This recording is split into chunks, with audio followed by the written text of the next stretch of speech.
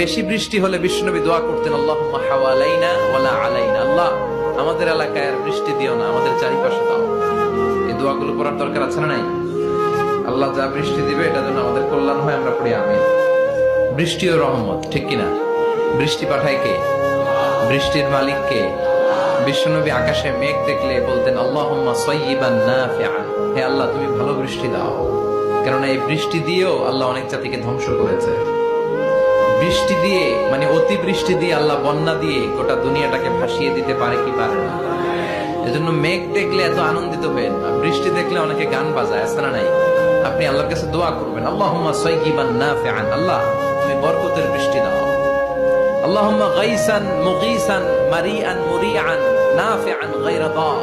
বিষ্ণুই পড়তেন, আল্লাহ এই বৃষ্টিটা যেন উপকারী হয়, এই বৃষ্টি থেকে যেন ঘাস লতা পাতা কিছু পায়, এই বৃষ্টিটা যেন আমাদের জন্য বরকতময় হয়।